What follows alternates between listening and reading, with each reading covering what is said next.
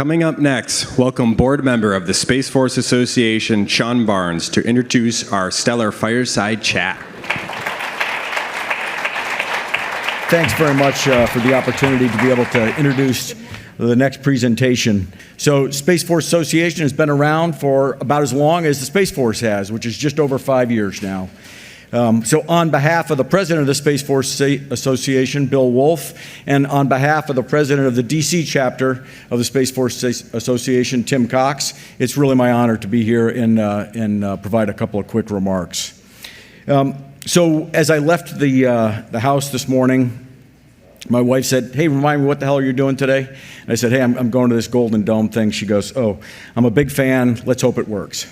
And that's me, right? I'm a big fan, and I hope it works. So we're going to talk a little bit about what it is, and I hope that it works.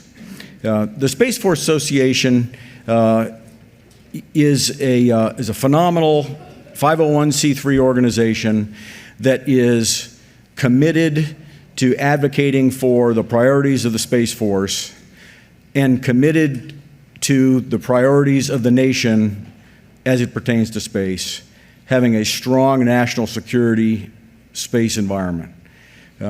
There are few things that are more important to our long-term security than space. I will not advocate today for the Space Force being the executive agent for Golden Dome. I don't think that would be appropriate. But I will be an advocate for a very strong Space Force and a very strong Space Force Association. So with that, I would like to invite any of you to become part of the Space Force Association. You can do that by just going on ussfa.org.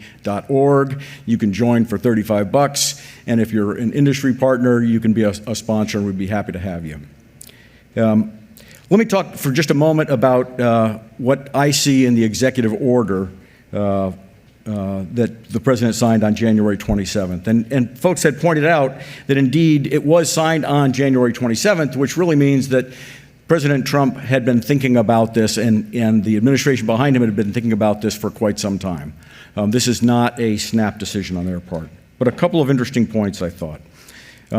First, the capability is meant to enhance deterrence, not replace it, right? And there's a couple of elements of deterrence. One element of deterrent is to make sure that the adversary decides not to do something because they believe that the punishment would be so great for their action that they won't do it. The other side of the deterrence is that their action will not be effective. And so the Golden Dome is about that second part, that action not being effective. And we haven't had that for a long time. It will include both space-based and terrestrial-based components. The capability will include kinetic and non-kinetic elements. The capability will be designed to defeat threats prior to launch, as well as threats in their boost and terminal phases. So think about what that might mean prior to launch and how we might get about that. The Secretary of Defense is directed to determine opportunities for allied participation.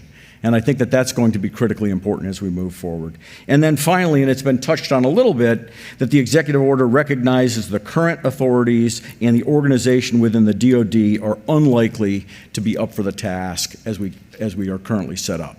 And you've heard General Bogdan talk about that, and I think he's absolutely spot on. When I think about the Golden Dome, I'm struck about the challenges of fielding it, but not really from a technical sense.